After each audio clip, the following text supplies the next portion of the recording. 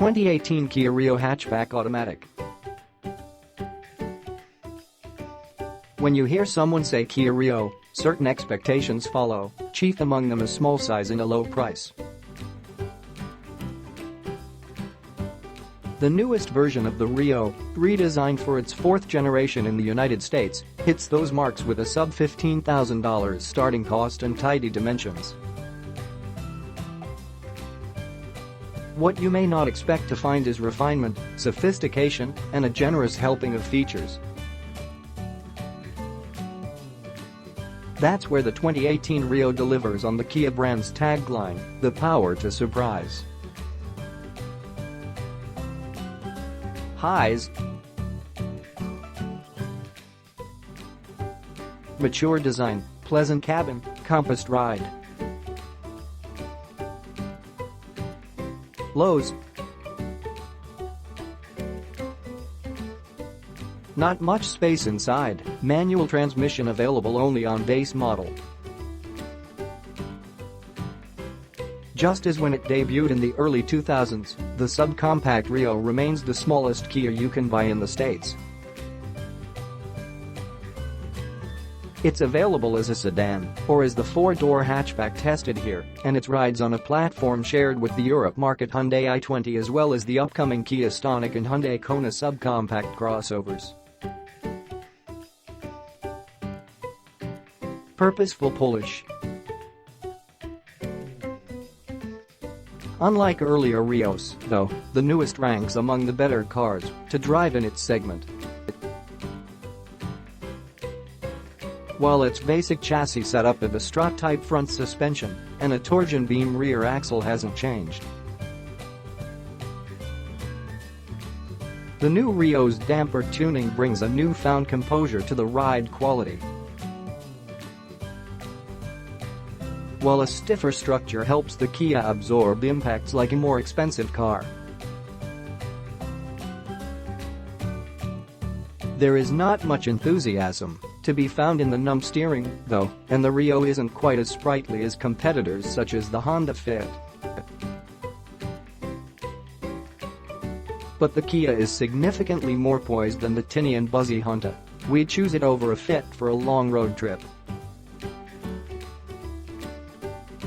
This more refined demeanor matches nicely with the Kia's newly upmarket styling. Design flair is not new to the nameplate, as the previous generation Rio was distinctive enough, but the new one makes strides in its maturity. Its exterior is perhaps less bold, but it is handsomely proportioned and nicely detailed, with a tasteful amount of chrome trim on the top-level X. There's something Germanic about the new Rio's purposeful, squared-off lines, and the thick C-pillar seems like a clear nod to that paragon of hatchback design, the Volkswagen Golf. Classy but cramped. The Rio's interior also is a no-nonsense, high-quality affair. Our X-Test car was equipped with the $500 launch edition package that added flashy red accents to the dashboard and seats, but other than that, the instrument panel and dash prioritize function over form. The tachometer and speedometer flank a central LCD screen displaying trip computer info, while a large 7.0-inch touchscreen dominates the center stack. Apple CarPlay and Android Auto are included on the X model, although they're not on lower trim levels with their 5.0-inch displays.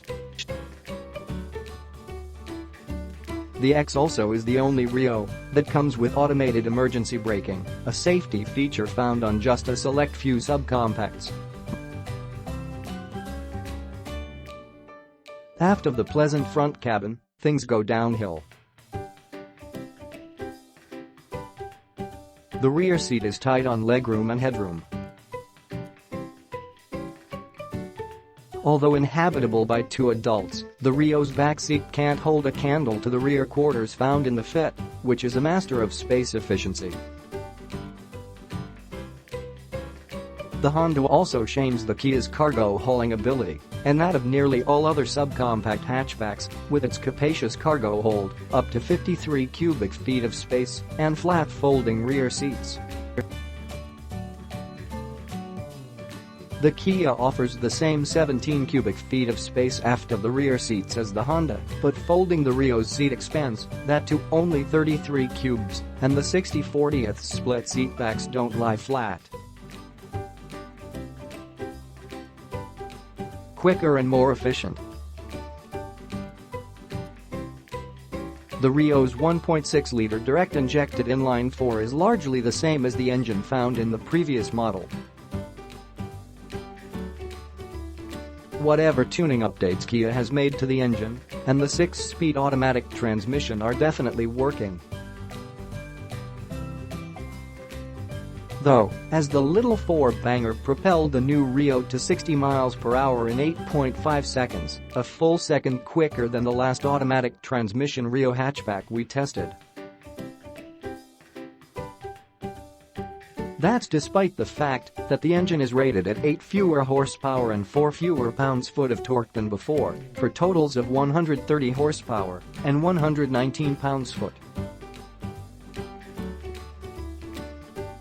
Kia also claims higher fuel economy from this revised engine, and the Rio hit an impressive 39 miles per gallon in our 75 mile per hour highway fuel economy test, outperforming its EPA estimate by 2 miles per gallon. Considering how heavy our right feet are around here, our overall average of 28 miles per gallon with the Rio is similarly respectable. Different pay grades. We do wish Kia would make the base Rio's 6-speed manual transmission available in other trim levels. It's offered only on the stripped LX model, which forgoes so many creature comforts that it's one of the few new vehicles still sold with crank windows.